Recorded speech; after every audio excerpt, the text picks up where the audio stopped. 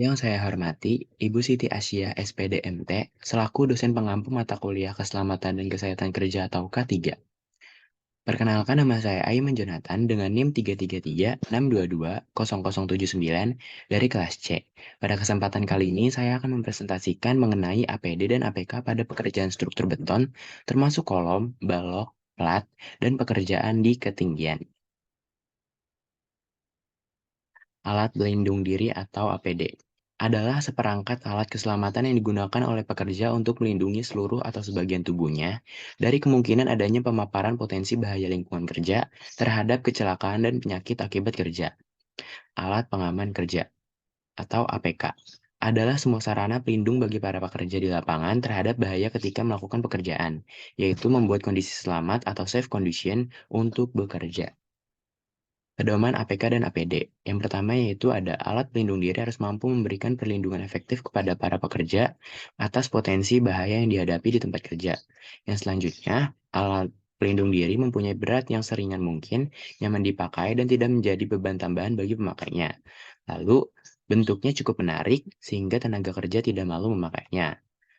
Selanjutnya, tidak menimbulkan gangguan kepada pemakainya, baik karena jenis bahayanya maupun kenyamanan dan pemakaiannya. Lalu, mudah untuk dipakai dan dilepas kembali, tidak mengganggu penglihatan, pendengaran, dan pernafasan, serta gangguan kesehatan lainnya pada waktu dipakai dalam waktu yang cukup lama. Lalu, tidak mengurangi persepsi sensoris dalam menerima tanda-tanda peringatan.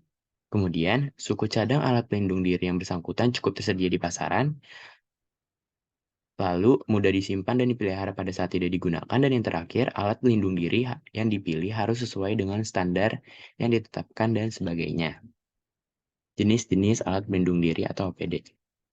Yang pertama ada topi pelindung atau safety helmets, berfungsi sebagai pelindung kepala dari benda-benda yang dapat mengenai kepala secara langsung seperti benturan, terpapar radiasi panas api, kejatuhan benda tajam atau keras yang melayang di udara ataupun terkena percikan benda kimia. Lalu ada alat pelindung pernafasan, berguna untuk mencegah masuknya debu maupun kotoran-kotoran yang mengganggu pernafasan pekerja. Pelindung pernafasan dapat menyaring cemaran bahan kimia, bakteri atau virus, gas uap, dan menyalurkan udara bersih sehingga organ pernafasan dapat terlindungi. Yang selanjutnya ada alat pelindung telinga. Yang pertama, sumbat telinga atau earplug merupakan salah satu penutup telinga yang berfungsi untuk melindungi pendengaran dari kebisingan maupun infeksi.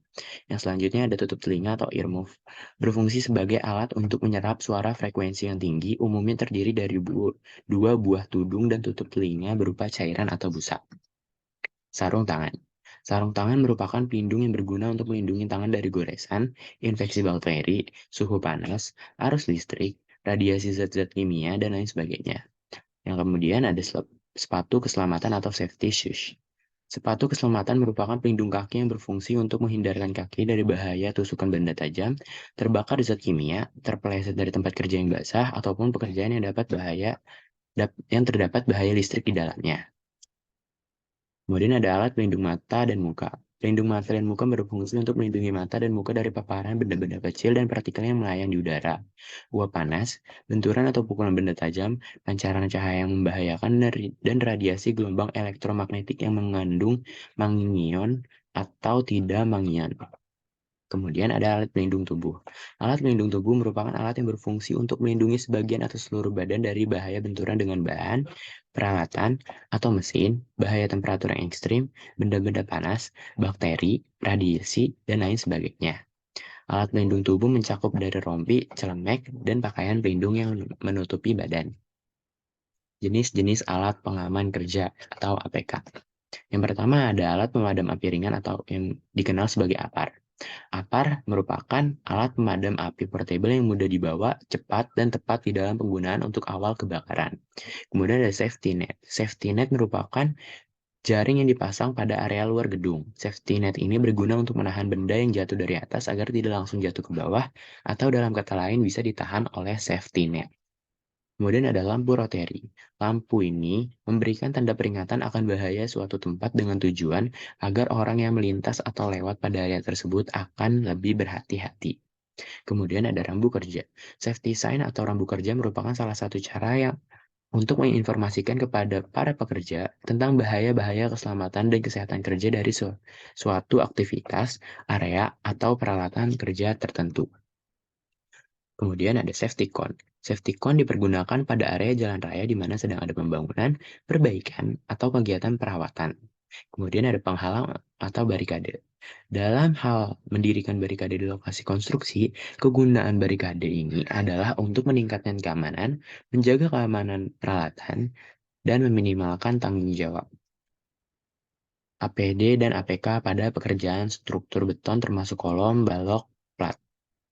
Yang pertama, pada pemasangan backisting kolom plat dan balok dapat menyebabkan terjatuh dari ketinggian.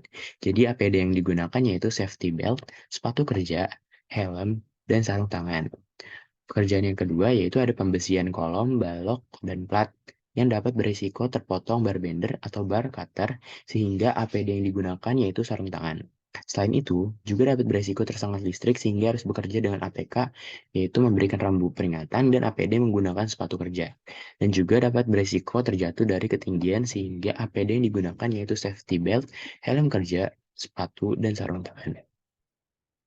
APD dan APK pada pekerjaan di ketinggian.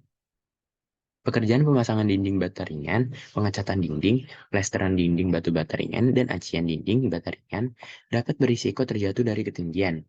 Maka dari itu, harus bekerja dengan APK, yaitu pemasangan jaring pengaman atau safety net, dan APD helm kerja, sepatu, dan sarung tangan.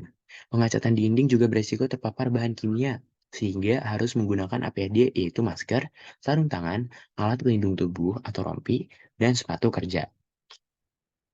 Sekian dari saya, kurang lebihnya mohon dimaafkan. Saya sangat mengharapkan saran apabila ada kesalahan. Terima kasih.